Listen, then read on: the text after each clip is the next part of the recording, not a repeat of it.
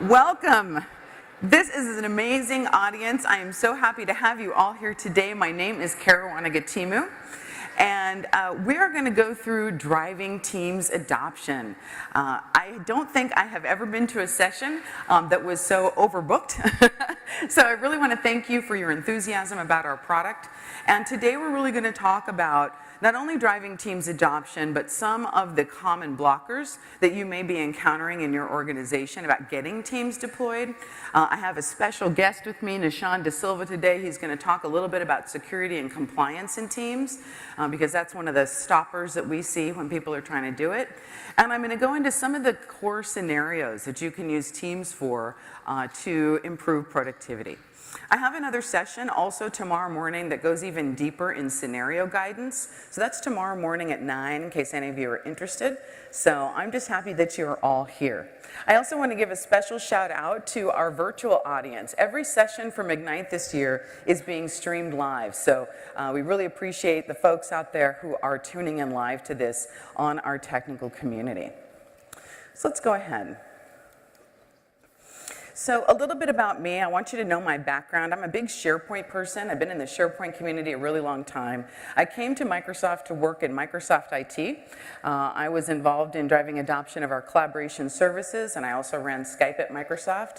And we have a show also on YouTube called Coffee in the Cloud. And that show I hope you all will subscribe to. We do short, snackable videos on key tasks in Microsoft Teams and other Office 365 products. And they're publicly available. You can share it inside your own organization, and we hope that that's really helpful. If you're interested in becoming a champion, if there's one thing that I can leave all of you with today, is to get involved in the community. You're going to come to a conference like this, and 3 days from now, you're going to forget everything I told you. Right? Because your brain's going to be full, you're going to be tired, you will have been traveling, and how many of you did 10,000 steps today already? Right? Exactly. This is an exercising marathon of knowledge about Microsoft products. So the most important thing you can do is get involved. And you can learn more about that down at Community Central. Tomorrow we will have a champion meetup. It starts tomorrow at 11:30 a.m. And you'll learn all sorts of information about that free program. There's the link for tomorrow's session, 2160, on scenarios for Microsoft Teams, and I have a theater session on modern project management, highlighting Teams and Planner and SharePoint. So we wanted to make sure you had that information. If anybody in this audience is interested in client deployment and management, the technical side of driving user adoption, that is not this session. You will not offend me if you get up and walk away. There is another session that is about client deployment and management. You can find that in your Ignite thing, so make sure to see that. Today we're going to talk about influencing user behavior. Microsoft Teams is about more than a product. It's really about a change in user behavior, and we want to make sure that you have a lot of tools in your toolkit to help people do more with the product. We also want to make sure that you have clarity about the readiness strategy, because you can push Microsoft Teams out, but if no one uses it, then you will have wasted your time. That's not the point. Also, if they're only using it for chat, then you've also missed an opportunity to really streamline their productivity environment. So most speakers leave this to the end. Please take out your cell phone and take a picture of this slide, as everybody does now. We were talking about how this is the new trend, maybe not so new, people taking pictures of slides. These are the resources that you are going to need to stay up to date on what's happening in Microsoft Teams. And that is easier said than done, right? We are constantly releasing new features and new capabilities, and so you want to make sure to go to the Office roadmap, get involved in the technical community, visit our practical guidance and documentation site on Success with Teams, and again, the video show that I mentioned. Last but not least, of course, is signing up for our Champions program. That's, again, the free program, monthly calls commencing October 17th, where we'll continue to train you and share information, and other people will get to share, not just Microsoft. I think that the most valuable information you can get is from other people who are going through a journey just like yours. What we do inside of Microsoft and what I've been doing in this industry for 25 years or so is different than where you may be in the journey. So you want to hear from other peers about what they're doing and how they're solving things. So I wanted to start with that as we move through today's topic.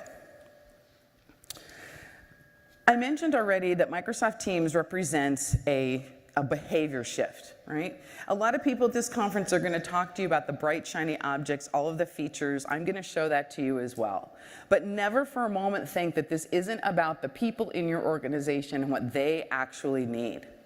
Hopefully, as you sit here and listen today, and as I show some of the features in the product, you'll think about groups or teams inside of your organization that could really use that feature, where it would really help them. I find that most people in the champions and adoption community are very much motivated by helping others. And that knowledge of business, right, combining technical acumen and business acumen is what makes a superhero or superheroine out of a champion. Right? Because then you can actually go to business and talk with them about things that matter to them, which is their business objective, not our bright, shiny feature. So we want to make sure that we focus on the people as you are thinking about how you're going to roll this out. So how many of you are already using Teams in your organization? Show of hands. Okay. How many of you are using the mobile app? All right, most of you, excellent. That mobile experience is fantastic. If you are not using it, you will be missing out, and so will your users. So for those of you, and for those of you who are watching, obviously Microsoft Teams represents a new way to communicate and to collaborate, to customize and extend the experience, and to work with confidence in the secure environment that Microsoft 365 provides. What's more than that, though, is it actually solves a problem that to some extent we at Microsoft created, and that is the fragmented collaboration experience. You have some stuff in SharePoint, you have some stuff in Yammer, you have things in Office 365 groups, you have things in Outlook, right? How many of you need to have more than 10 browser windows open to do your job? Yep, exactly, right? The neuroscience of change tells us that that's called context switching. And every time you have to switch context, your brain loses a little bit of productivity. It has to reorient itself. And that constant reorientation causes what we call change fatigue, right? That is a scientific term that's applied to change management. And it's important because if your users are under too much change fatigue, they're not going to listen to you about anything new. Right? Their brain is flooded with different chemicals and they are unable to actually learn. They're not stubborn. You may think they are, but they're actually kind of stressed out. If there's one thing that gets me up in the morning every day, it's the ability to reduce the stress of the people that I work with. Right? And that's where Microsoft Teams comes to play. It is a center of gravity as a new hub for teamwork. It's bringing together all the power of these workloads while allowing you to maintain your investment in them as well. You can integrate existing SharePoint sites, right? You can use that Office calendar, that Office 365 groups calendar. You can have your meetings, your notes, all in that one place. So what may motivate you may be about the shiny features in the product, but we know for sure that that's not really the key to adoption success. Having a collaboration vision that is product agnostic is extremely important. At Microsoft, we want to enable our employees to collaborate from anywhere on any device. It's that simple, right? And people understand that. They understand what it is that we're trying to do. And so having that sort of a vision that then you can apply IT capabilities and product capabilities to is how you, as an adoption specialist, and your technical IT team can work together. That's another important part. If we ourselves don't collaborate between IT and business, it's very difficult to have a successful change project, right? How many of you are in the IT department? Okay, most of you actually, great. Somewhere in your company, depending upon the size of your company, there may be a person who's in charge of training. There may be a person who's in charge of corporate communications, internal marketing. These people are your friends, and they're essential to having a good rollout of this product. I just taught the pre-day for Office 365 user adoption. We'll be releasing some of those materials in that champion program I told you about, and there's a chart there that talks about the key roles for a successful rollout. It's technical talent, it's communications talent, and it's business stakeholders all together to move this forward, right? And part of that, of course, is obtaining that proactive support. You need a success owner, right? So this is all before you ever start talking about the technology and what the technology will be able to do for you, right? But getting people around the table and saying, look, our salespeople need to be able to communicate more quickly when trying to respond to leads. Our field service people need to be able to send us pictures from the service call that they're going to, right? All of this in the service of a better customer experience or more revenue, more business agility. That's the conversation you need to be having about Microsoft Teams. How will it serve your company's overall goals as a business before you start talking about the technology? Then you can get into the awareness and the training and using the tools that we're going to release for you that will support you going to market and helping your users actually use the product for sure. We know already that there's a lot of value in moving to the cloud. Is anybody here still, for instance, on Skype for Business on-prem? Skype for Business on-prem. All right, great. So you probably know that there's a new version of Skype for Business on-prem coming out towards the end of this year. But also, if you're trying to plan your move to cloud and you have not moved to the cloud yet, we urge you to really think about moving directly to Teams. Teams was built for the cloud, directly for the cloud, using Azure Media Services. It's where all of our innovation is going. If any of you didn't see Lori Wright's keynote that happened at 2:15 today, I encourage you to look at that on demand, and she will show you all of the new innovation that's happening in the meeting experience space, intelligent communication, and collaboration. We have deep partnerships with the SharePoint team and others, and so we really want you to have a great experience, and so thinking about making that plan to move to Teams is good. But it's more than that, right? Coming to the cloud gives you more technical and management agility. You get faster feature deployment and also bug fixes from us. And as I mentioned, all of our innovation is happening there. But this also requires a transformation in IT, right? So I worked in Microsoft IT for a really long time, and I loved it there. It was my dream job, getting to come from the SharePoint community and then come into Microsoft and work on SharePoint at Microsoft. Wow. It's like getting called up to the mothership, right? And so it was fantastic, but at the same time, it was really stressful. Right, very stressful. Microsoft IT at that time, under our former CIO, was going through its own transformation. And we had to transform the way that we interacted with the business inside Microsoft. We were commonly referred to as the Department of No, right? And it wasn't because we didn't want to help people. That wasn't the point. But most IT departments are trying to do more with less resources. And so you have to become more agile. You have to do more with less. And that requires a different approach to project management.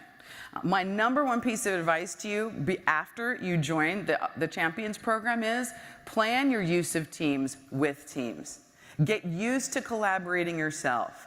Do integrate your project management there so that you can begin to be facile with this new way of working, right? Because then you'll be able to lead others down that path, and you'll be able to have more technical agility with your business stakeholders, which they're really, really looking for.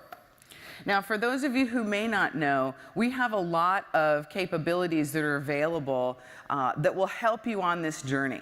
Right? With every Office 365 subscription, you get help from the Fast Track team. Right? The Fast Track team, their entire job is to help you plan and deploy Office 365 services, including Microsoft Teams, and it's totally free. Right? So you can go to fasttrack.microsoft.com, you can sign up for that service, and we will assist you in moving to the cloud. We can also, if you have a difficult or more of a hybrid configuration, we can assist you in finding the right partners in your area that can help you.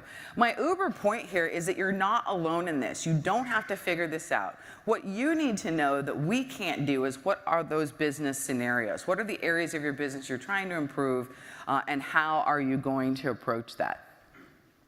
One of the things that we were excited to announce at the pre-day yesterday, and that I am showing today for the first time publicly, is our enhanced adoption framework.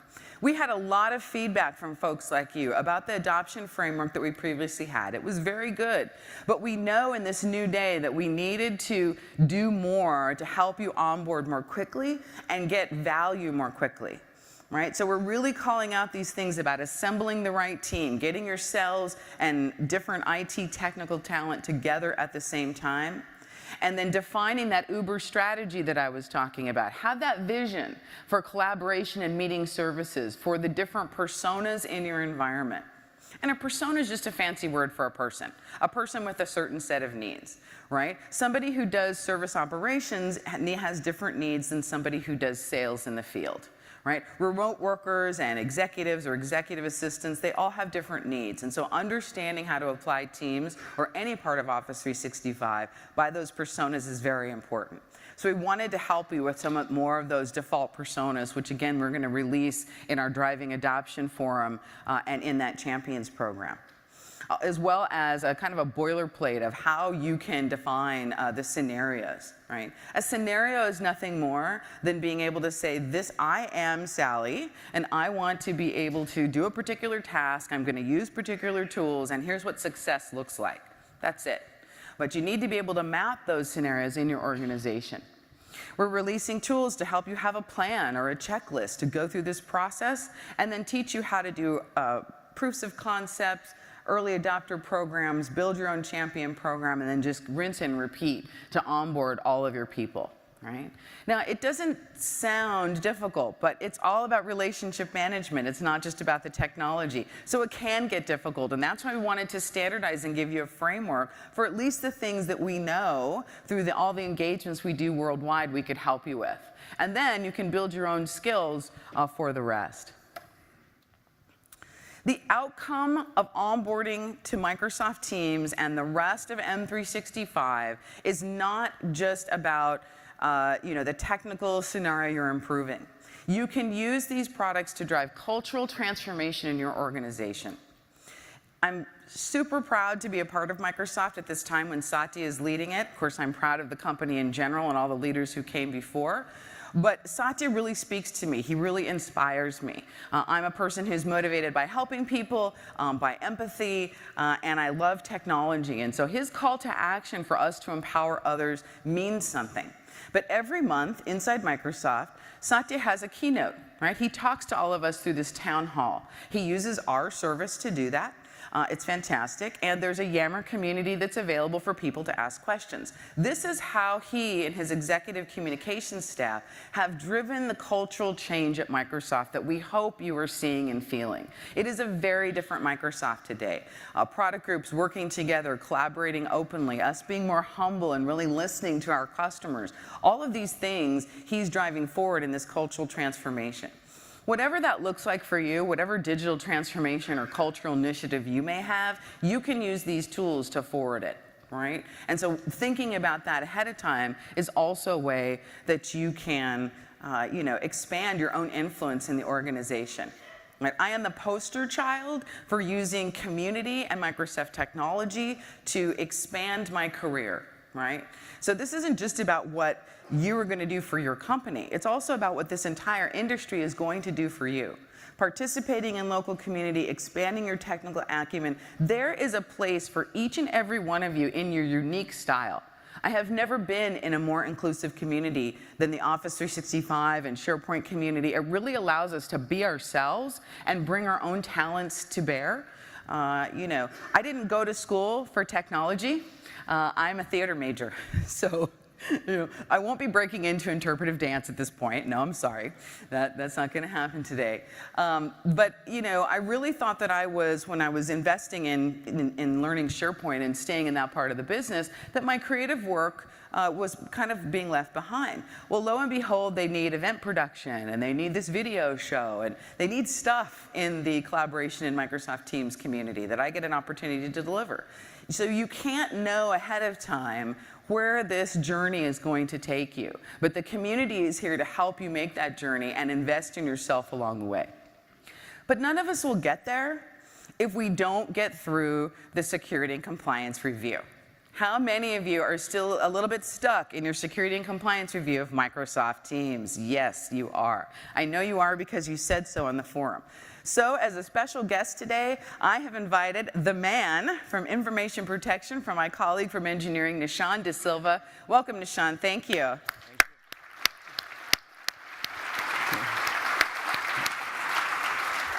Nishan and I have known each other for, I want to say, like 17 years, both when we were both working in customers of Microsoft. I was working at Skechers, and he was working at Watson Wyatt, and we came up through the community together, really. That's right. And we've known each other a long time. So Nishan's going to take you and show you some of the security and compliance related features so that you can unblock your implementation of Teams.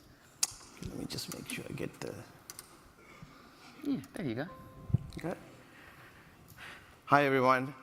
Just like Karwan, I'll just give you my personal story. I've been at Microsoft now for about 8 years, 6 years, actually, internal, the CTO of our legal department. So talking about security and compliance, I was a user and an adapter of our technologies before I joined engineering. So lots of stripes around deploying product. And what I want to talk to you today is really about how, when we think about security and compliance and teams, what's kind of the framework that we are thinking about.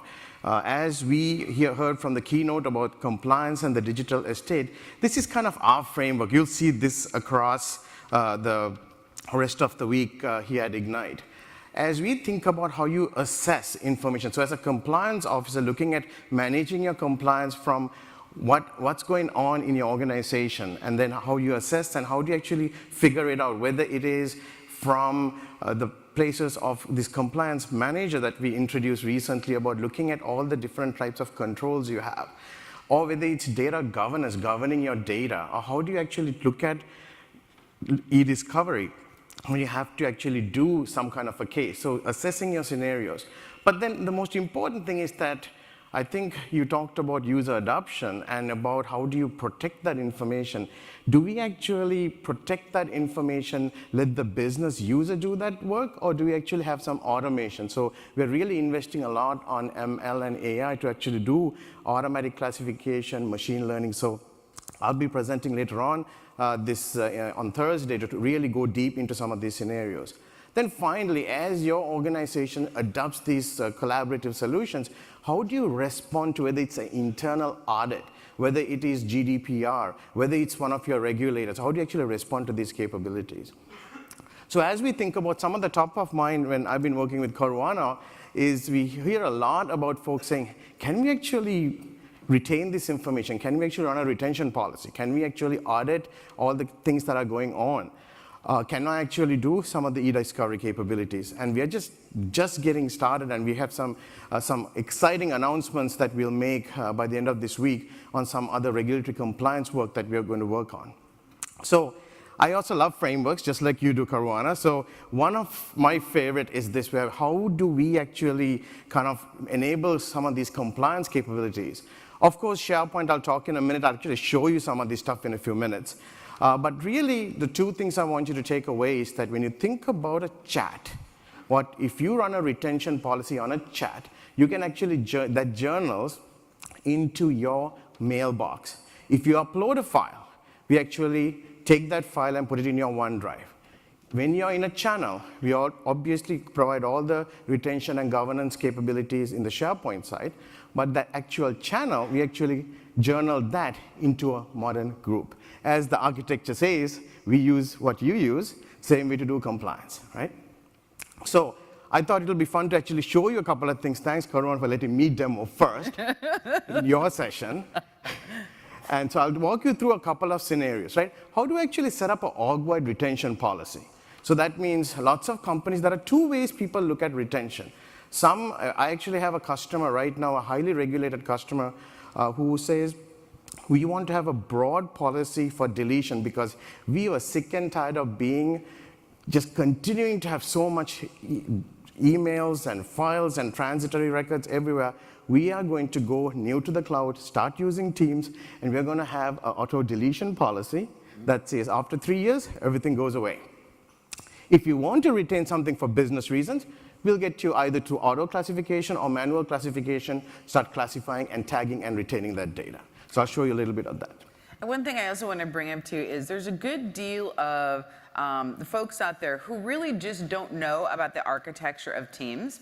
And so when they put on the brakes, right, they stop, they go, oh, you have a few people who start to use it, and then everyone gets nervous, right? So the purpose of this is to arm you with the slides and information that you may need to go and give to your security office or the folks who are in your IT department who are looking at this, so they can have confidence that Microsoft Teams is governed and managed just like other Office 365 workloads, right? And that's how it relates to driving that user adoption.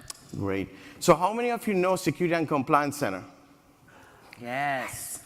Okay, my work's done. I know, right? You can figure out everything else after that. So inside Security and Compliance Center, obviously you can see all the different capabilities. I'm just going to walk you through how quickly it is we can set up a quick org-wide retention policy. So I can come in here into my data governance and under retention. And like I said, thanks, Karwan, for letting me the first one to demo. We'll not forget that. So let's call it Ignite Demo. And here I can actually go, let's go ahead and set up that auto deletion policy. Here you can actually do retention, and we have various triggers. I can very quickly say I want to retain this for 3 years. And the screen I wanted to show you was that you see how not only we let you retain information of Exchange, SharePoint, OneDrive, Office 365 groups, Skype, guess what?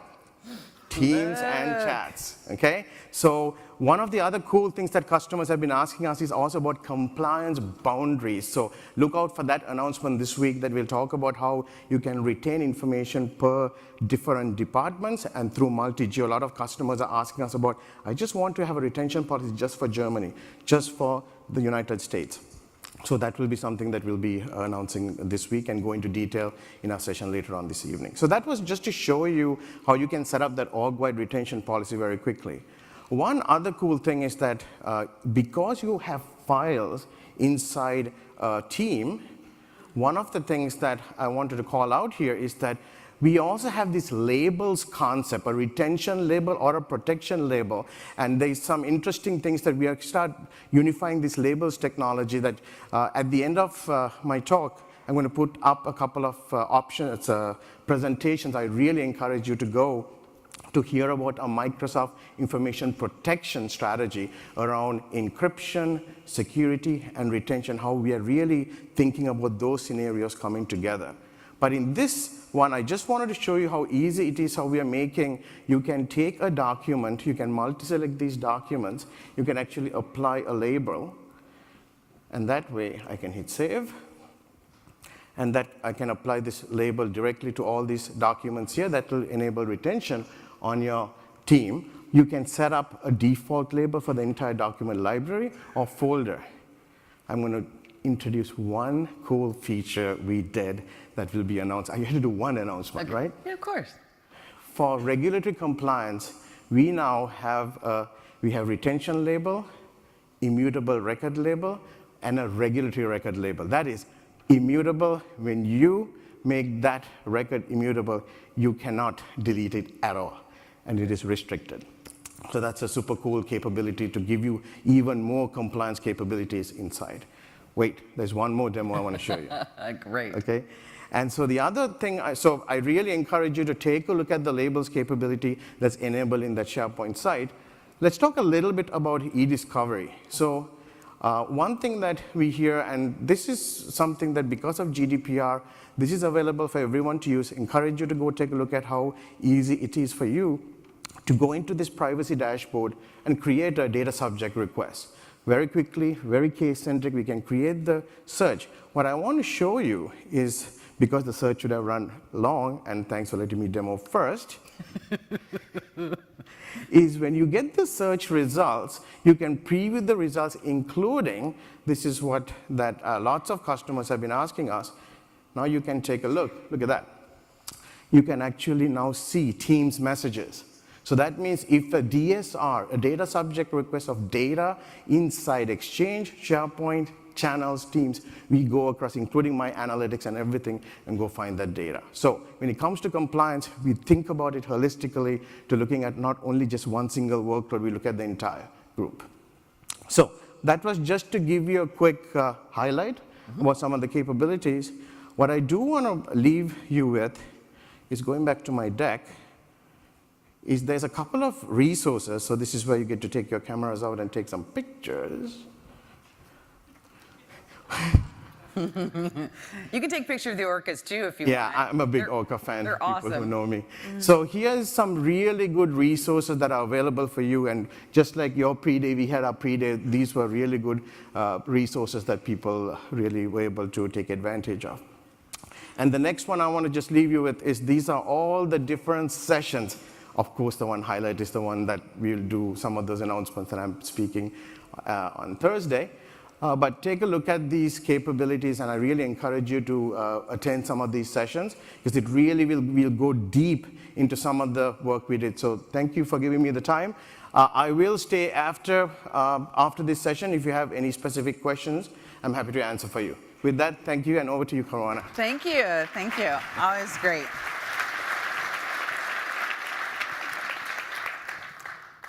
Fantastic.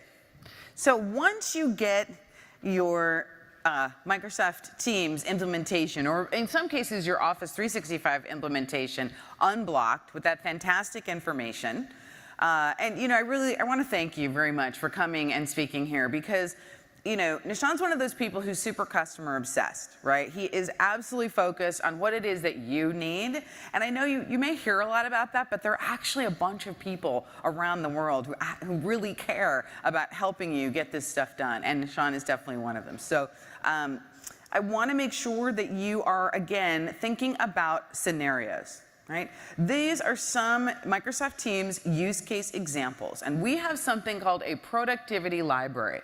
Now, some of the productivity library items, productivity library covers not just Microsoft Teams, it covers multiple products across the Office environment. And you can get to it online. The link is there. You'll also, if you Bing the productivity library, you will find it. Now, some of them are super simple, like how do I co-author with a document? But there's a lot of users who don't know how to do that. They don't know that you can work in an Excel spreadsheet at the same time now, especially when it's stored in the cloud. So these very simple ones are helpful, but we also have these more complex ones like customer support and engineering and finance, right? And so these are just a few ideas. The thing I will tell you, though, is if you're starting out with Microsoft Teams is do it in phases, right? Now, I know that we as Microsoft employees will always tell you, hey, turn it on and go big, right? That's fantastic. And if you're a mid-sized organization, you can certainly do that. But the IT pro in me shudders just a little bit every time I hear that, right? If you're in a larger organization, you do need to think it through just a bit. Doesn't have to be super complicated, but you do need to think it through. And I often will tell people to start with these core scenarios: project management, personal productivity, and calling in meetings. So how many of you spend more than an hour a week writing status reports? Okay, yeah. I'm sorry, I've been a PM almost my entire career. I've done a lot of other things, but I've always in one way or another been a producer or a project manager. I hate status reports. I just hate them. They just take so much time and there's so much work to do, right? So these are things that also, there's a lot of situations where if you're working in a broad team, maybe multiple locations, or even sometimes in smaller offices, those hallway conversations happen and you have no idea what happened, right? And so those kinds of situations can absolutely be helped by having chat and quick conversations in Microsoft Teams. So you can, by enabling Microsoft Teams, you give people access to Office apps. You can have those conversations and your meetings in the team and channel so that other people can see it.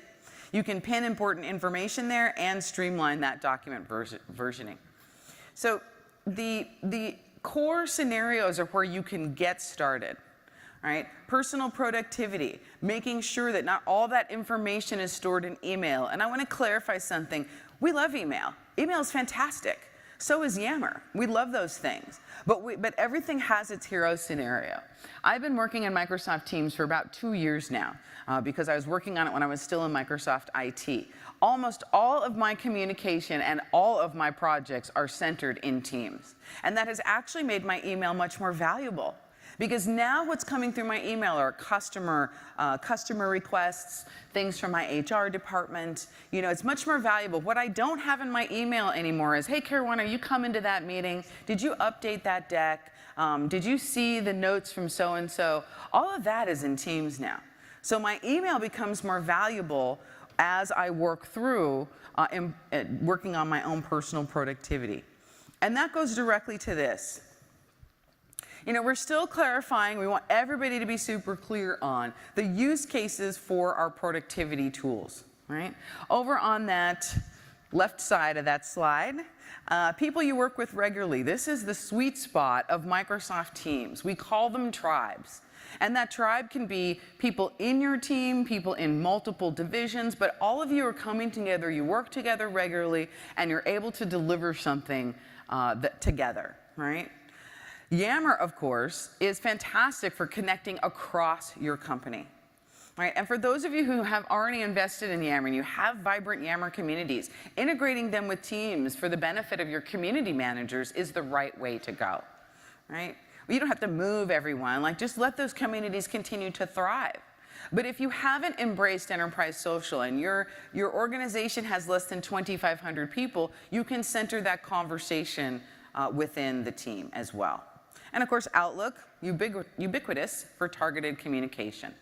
So everything has a hero scenario. There is a place for it all, and it all expresses itself and can be integrated with Microsoft Teams as that hub for teamwork, right? That center of gravity.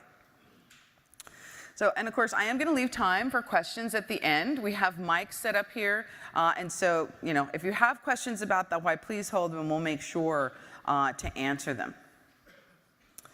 So, one of the things that happens often is people want to know more about designing teams. This is just a screenshot of the Coffee in the Cloud YouTube channel. There is a video there. It's a tech tip on guidance for setting up teams and channels. I took this screenshot this morning. That thing has 30,000 views. So I think, I think that's a good thing, yes. But what that really means is that we need to do a better job of helping you understand how to set up teams and channels. So I wanted to make sure to cover that today because there's two main schools of thought around creating teams and channels. So I am intentionally skipping over, to some extent, governance. Right? There's an entire governance model that's based on the Office 365 group that will allow you and IT departments to manage the life cycle of teams. Whether that is provisioning, expiration, making sure you have 2 full-time owners, these sorts of policies. There is an article specifically about governance on the successwithteams.com website that was recently updated. So if you have those sorts of questions, you can either ask them over at the end or go and check out that page. We'll make sure to get it to you. But once you get past how you're going to govern teams, if in fact you have those questions, then it becomes about designing the toolkit. Okay? So designing the toolkit, again, can go 2 different ways. You can take an organizational approach. That's the blue boxes on the left. Right? That organizational approach means you have a sales team, and maybe you have channels for each region or for major initiatives, things of that nature. Right? Or you can take an approach that is cross-organizational. On the right, that's a sales districts team, and it has multiple topics of people from different parts of the organization collaborating together. Now, I personally have a preference, and it is the latter. Why? Because this is a thing that helps you break down silos, right? In an organization like Microsoft, the folks in the marketing department are literally in a different building from the folks in engineering, right? And then the people who do O365 compliance are in a different building yet. You may not have that campus sort of setup, but oftentimes there are these departmental divisions where information doesn't get shared. So it's worth thinking about what are the major initiatives, products, or work that's going on in your organization where you need better communication, right? That's why the right-hand side, the sales district, the orange boxes are so important, right? Now, in Microsoft, of course, and in most of the customers I visit, we have both. right? Because an executive wants a place as a center of gravity for his or her team, and they also want to be able to see what this looks like. All right, now let me pop out of this for a moment. And I want to pop over here.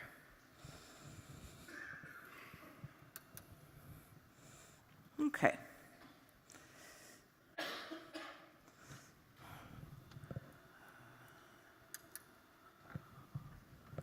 There we go. Okay, so what I'm using right now here is my iPad, right? This is my iPad, and this is the Teams mobile app on my iPad. I remember the day, I think, what was that, 2006, maybe? 2005, something like that, when the VP of IT walked into my office and said, here, I got a new one of these, make SharePoint work on it. Dropped it on my desk and walked out. That's literally what happened to me, and I was like, oh dear. I'd never seen an iPad before, right? So trying to deliver a mobile collaboration experience back then was a lot easier said than done.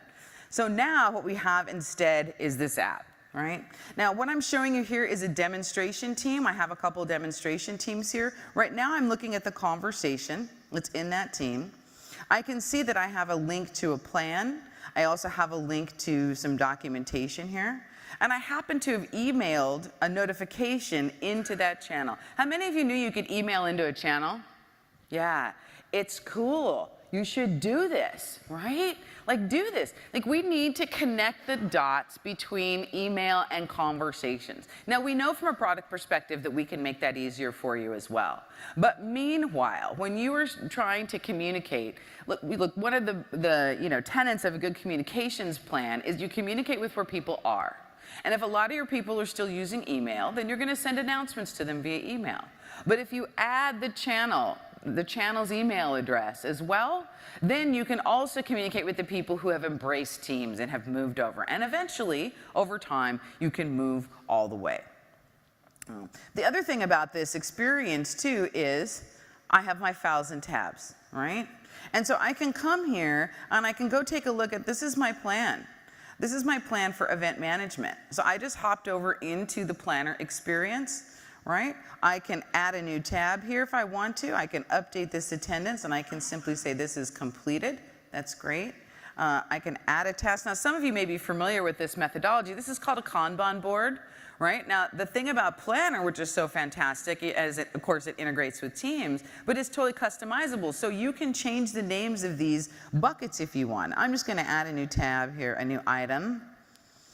Review. Content. Okay, I'm going to add that. Now, I can go into that item. I can say, okay, this is in progress. This has been started. All right, and I am going to, it's already, I'm going to set the due date here for tomorrow. All right, and there we go. Okay, so I can go in here right from my mobile app and manage my tasks. That goes back to modernizing your productivity experience, right?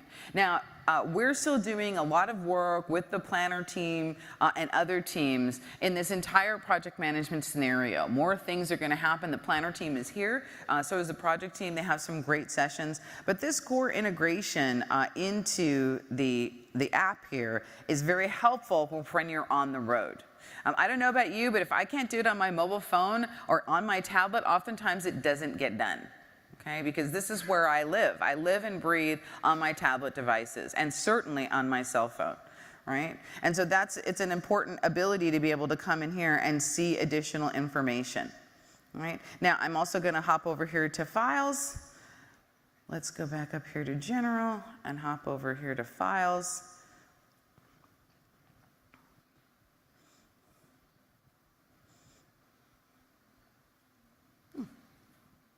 Alrighty then, let's not. But the idea of being able to have files available on demand, and then you can open them within the rest of Office 365 on that particular device, right? So it's going to go and pull that particular presentation that I tapped on right from the conversation feed. I didn't have to go and find it. They were already having a conversation about it, and that increases my productivity. One of the things that I really hope, I'm actually going to stop this, I'm going to go back. One of the things that I really hope people stop doing is emailing that spreadsheet. Stop emailing that spreadsheet around. Right? The reason that it's important to stop doing that and to use cloud storage like OneDrive for Business and SharePoint is because then the system does the version control for you. The other thing I'm going to ask you to stop doing is when you save it in SharePoint, stop saying version 3, version 4, version 5, version 6, version final. No, this is final. Use this one, right? Like, really, come on. Seriously, stop it, okay? Because what you're doing is you're taking the intelligence of SharePoint back to the limitations of a file share, okay? That's not what the SharePoint team and Jeff Teeper want you to do. So it's little things like this that enable you to have better productivity by saving these documents in the cloud and then sharing them. Okay, the other thing I wanted to show here briefly is my M365 deployment team. Okay, now one of the things that happens when you're doing this work with other folks across your IT organization is that you have people working together that have never worked together before. This happened inside Microsoft when we started working on Microsoft Teams. I was working in Skype for Microsoft, Skype at Microsoft, and there was another team working on collaboration services. We had a different rhythm of business, we had a different agile backlog, and all of a sudden we had to bring all of that together. So the best way to do that is to actually use Teams. You'll set up a team for M365 deployment, or you can call it collaboration and communication services. Call it what makes sense to you. And underneath that, you have these channels. Remember, channels are like topics. Teams are tribes of people who need to come together for a common goal, and the channels are the topics. And one of the things that I often tell people is, you know, there's a reason that we allow people in the team to make channels, because you want a frictionless collaboration experience. Once that team is provisioned, you want the people in the team to be the ones to set those things up. We are going to work and give you some more capabilities in terms of automation from an IT pro perspective when you do want to have certain particular ways of doing things. But it's really important to enable people to create those channels themselves. So we want to make sure that people have that capability. And you know, to set these things up so you can do service issues, pilot feedback, things of that nature. So I want to hop over back to here. Here we go. Now, I'm going to get out of this here for a moment. And I'm going to go back.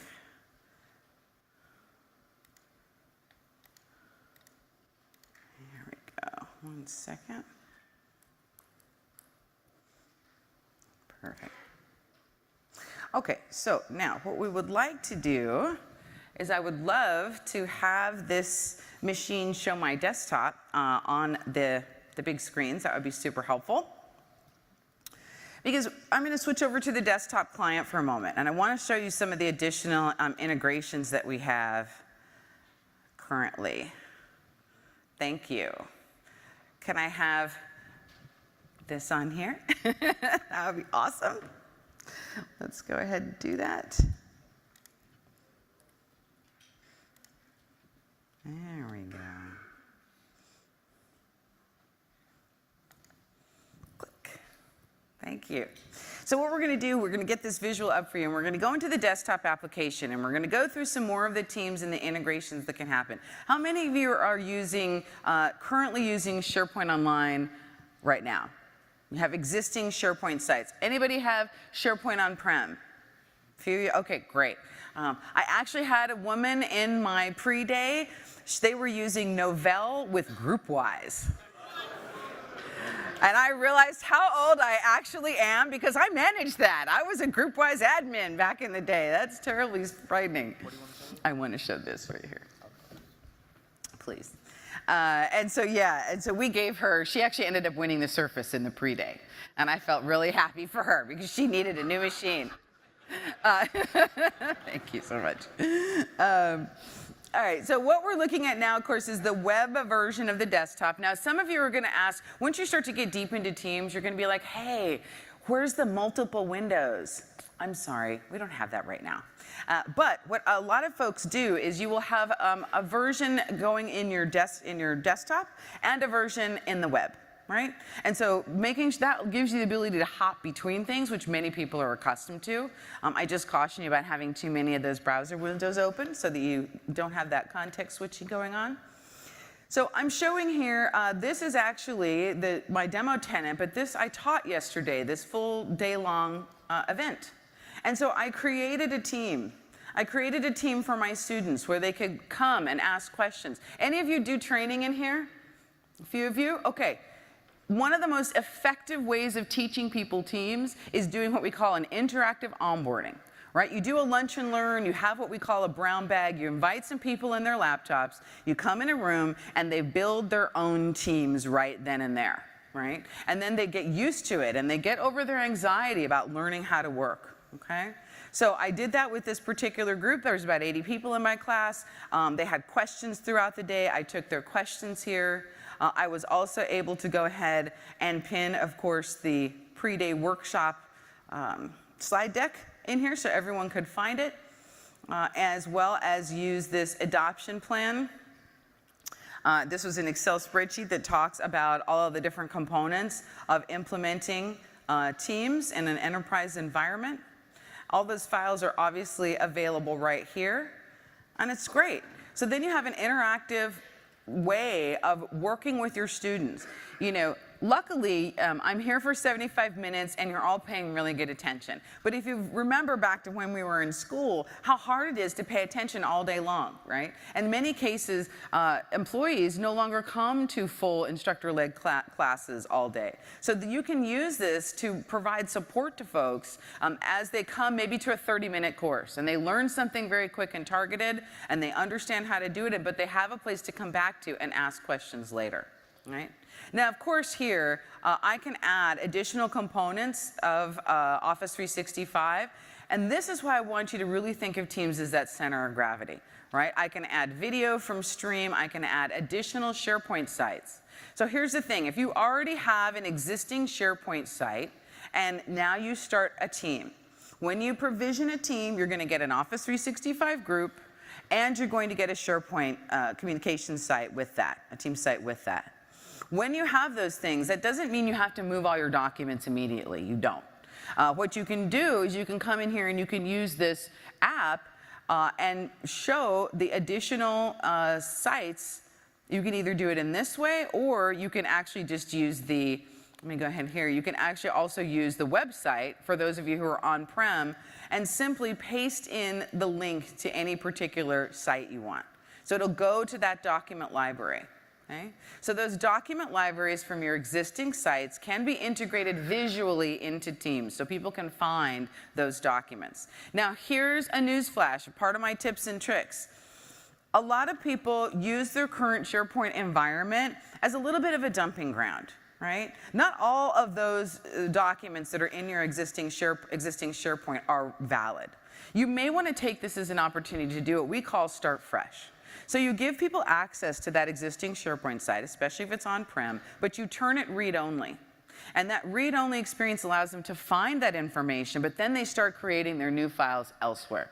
If, in fact, they need a migration, you can work on that. But a lot of times people don't. They're just nervous about letting go of their data, right? And so that's something for you to think about as you continue to do these integrations. Now, again, here, the other thing I wanted to show is also the idea of something called a channel that I always call the social hub, right? Now, you can integrate via connectors both Yammer and blogs and other things, even Twitter feeds, into a channel.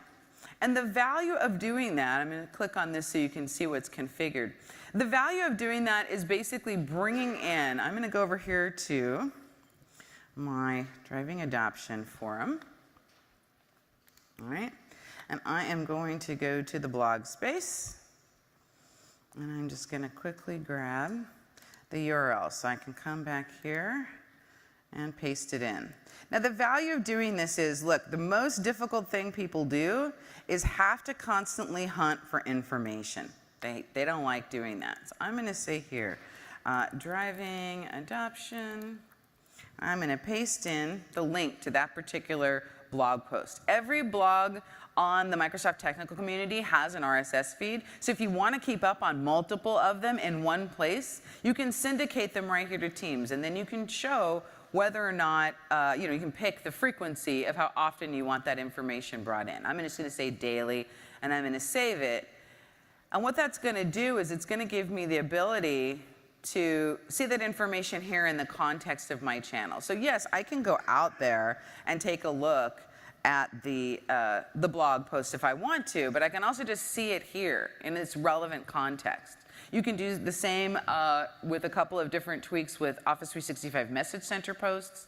The idea is, especially service managers in IT, but also other adoption specialists, there's a lot of information you're trying to keep up on. Bring it all in one place so that those notifications are coming here, rather than you having to hop out to the different locations where that exists. All right. Now, a Teamworks Champion team, this is something that we feel pretty strongly, we've seen multiple places work really well, is building a champions community inside of your own organization. That's one of the reasons we reinvigorated our Office 365 Champion program. The idea is if you are a leader that is accountable for Office 365 and Microsoft Teams adoption, you yourself and some of your colleagues can come to the monthly free calls that we have. Then you can take that information and share it with the champions inside your own organization. And a champion is usually somebody who has deeper business knowledge in a particular division, but also knows about Office 365. Because what we know for sure is that people learn more from each other than they do from someone like me, right? Or an official trainer or things of that nature. They want to go ask a question to one of their peers, right? So you enable those champions and you give them a place to have a center of gravity, right? And the other thing that you can do is you can customize that SharePoint site so you can share information. Remember how I said I don't like to write status reports? That's because and now I really don't like it because I don't do that anymore. I do my status reports in the news pages inside of SharePoint that's associated with Microsoft Teams. What you're looking at right now is the integration of that modern SharePoint site inside the Teams experience.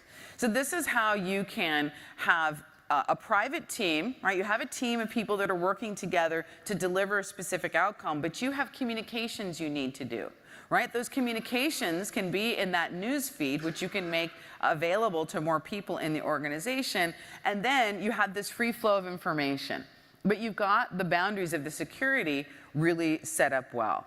Right? So on this SharePoint site that I have for Champions information, I've got some new news that I wanted to share with folks. If I scroll down, I can see the Office 365 group calendar. Okay? So that group calendar really helps you be able to keep together information and times and obviously meetings that are happening for that particular team of people. I've got quick links there, information, I can see most recent activity and additional documents because guess what? People may come to this site that aren't in the team itself. They're just coming to the SharePoint site experience, and that's okay. So I want you to think about Microsoft Teams in those scenarios as the place where the tribe collaborates, and the SharePoint site that's associated with it as a place where you communicate broadly to your organization what that team may be delivering, right? And this is how they work together. Right. And these are the things that people kind of don't think about as they're reorganizing their work, right? Because part of what we're doing in Teams is really reorganizing the way people work. They're very used to sending out status reports in email, booking appointments right in Outlook. If somebody new comes on the team, then they have to forward all this information from their email box into this new person's email, right? And what happens is that just keeps the silo going. Right? Instead, when you have this information shown and pinned here within the team, everyone can find it. I also pinned a news hub from another organization because it's public and I can pin this right here and allow people to see that. So as we continue to build these things out, I feel like adoption is going to be even easier, but it's these basic scenarios that we really want people to have some clarity about. Hang on one second while I do this. There we go. So as you think about how to design your teams, talk to those business leaders in your organization so that they have you begin to understand what their real pain points are. Understand what's happening. You know, I got started in SharePoint because there was a company who wanted to charge Skechers, where I worked at the time, $250,000 for a form. A simple form. It was replacing a piece of paper. And I said, you know, we have SharePoint. we can just do that. And the IT director said, do you know how to do that? And I said, well, sure. I kind of did. But anyway, how hard could it be? It was a form. Yeah, little did I know what that was going to start. But the point was, you know, they were trying to replace a paper form that was getting lost in people's, you know, literally their garbage cans, and it was for a particular process. That is actually what you need to know when you think about driving adoption. Find the scenarios, find those random pieces of paper, find these people who need to collaborate differently with each other, and think about their personal productivity. As you do that, you're going to need to drive awareness of teams, and we have what we call the Customer Success Kit. These are assets that are available. They're template emails and posters and you know, getting started guides and what have you that will enable you to get the word out about Teams and about what it's doing for your organization. Now, obviously, when I work with, you know, there's customers who will take this and they will simply, you know, apply their brand to it. Your own words, your own brand, all of that good information, right? But the important point is to get the word out about the product and about what it's doing for you, right? And introducing the idea of video chat to people who haven't usually turned on their video camera is kind of a big deal, and there's a little bit of etiquette around that. So you want to make sure that people have that information. There's some great sessions today also by the folks who are accountable for driving teams in Microsoft. And if you don't get a chance to go, you can find them in your Ignite information. And they did a huge Art of Teamwork tour inside Microsoft, and they share that information in their strategies. And what they've done is they have actual business specialists who go and talk to the HR department or the sales department and understand those scenarios and assist them in onboarding to teams, right? And basically, it's a very simple checklist. What are your pain points? Here are the team's capabilities. Let's pick the important ones that'll be the most impactful and valuable, but are maybe more simple than maybe doing custom development, and then rinse and repeat. Right? And we do a ton around making sure that these things are showcased within the company so people see the value. Because otherwise, when you go and talk to folks, what they're going to do is, look, I'm busy. I don't want to learn one more thing. You have to show them what's in it for them, the value for them as individuals. And then, once they're interested, they're going to want to do training. We're going to be showing our custom learning for Office 365 in the session I'm doing tomorrow morning.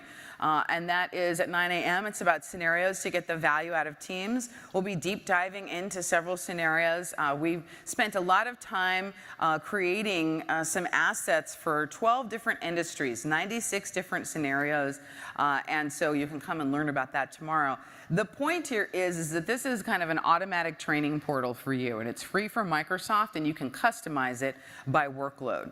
And so, you know, once people get into Teams, they want to know more quickly. And you will quickly become, you know, the victim of your own success. So you want to be ready, right? You want to be ready with training assets, and we have those that can help you, but we also know that you want to control them and have your own messages and other additional training information. So if you already have an existing training portal, you can drop a portion, a web part it's called, from our package onto your existing site. And if you don't have a training portal, you can simply use the whole package, and it will provision one for you that you can then customize to your heart's content. But that's all, you know, really important to have that kind of snackable content. That's one of our best practices in training people on Teams is do interactive onboarding, give people short content that they can consume when they're trying to use a particular task, and help them. I'm gonna pop back to this one slide real quickly because I want to make sure that you are remembering it. Help to modernize these basic scenarios. Every persona in your company needs better project management, more streamlined personal productivity, and better calling in meetings. And everybody can get a benefit out of Microsoft Teams by embracing those changes. And you can help them understand how is their day different. That's usually what people ask me. How is your day different now that you work in Teams? I'd use less email, I have more chats, I don't hunt for documents as much, and I know where all my project plans are. Essentially, that's what's different, right? And I have my video on all the time because the video is super high quality, which I can do from my mobile device. I love that. And it improves the communication that I'm having with other team members, which could be all around the world, or at partners and what have you. The last piece that you're really going to have to think about as you improve these particular scenarios and drive adoption is your guest access policy. Right? Many organizations aren't allowing guests yet, but I encourage you to do that because with guests, you can collaborate with people who aren't in your organization. Right? This happens a lot. We do event management for a big event like this, and there's agency folks and there's people from this facility and what have you that we need to collaborate to make sure that Ignite is the best for you. And now we can do that in Teams very simply. For those of you who might be consultants, we are working on that tenant switching experience when you're going from one company's experience to another. We've heard your feedback on that, but you can expect that that's going to get significantly improved. But the core idea of being able to securely collaborate with guests in your tenant in this environment and know where they are, right? Have your IT admin understand what's happening with that guest account and experience is really extremely important. So we think that those are key tenets to being able to drive adoption of Microsoft Teams. And I want you to think about this, right? I mean, there are 10 key things that you can start to do and that your users can start to do today in Teams, right? Starting with chat, start having those conversations, right? Moving from chat into having channel conversations. Channel conversations are great because then they're transparent for the rest of the team and you don't get that siloed effect. Move a project. The most difficult thing about driving adoption of Teams is what we call the fragmentation effect. If you have part of a project in email and part of a project in Teams, the people involved in that project will be very unhappy.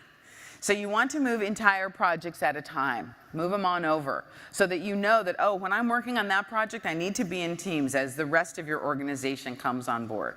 It's a very common situation to have some people in Teams in an organization and some people not. So you want to think about that as you're designing that. Customize those channels and adding apps as I showed. Really consolidating that need-to-know content and having it as tabs up at the top. If you're working in Teams today and you are not setting up those tabs, you are missing out on being able to really streamline that information. So hit that plus button and make sure that you're having an experience in. If for some reason your IT department has turned off all the apps in that area, go talk to your IT department because it's certainly the first-party apps, but even the rest of them, they are secure. There is a process that most firms want to go through to look at that, but having those tabs configured is really important. And again, this is a journey. You are going to do this in phases. And as you join that Office 365 Champions program and we continue to release our entirely new adoption kit, which will be put out before October 17th, you're going to have not only this slide deck, but all of the tools that back it up. All right, we really want to enable you. And you'll take those tools and you'll customize them for yourself, and then you can come back into the forum and ask questions about what you should do next. We're here for you in this journey as you embrace the product. We love the fact that you love it. And that also that there's still a lot to do, right?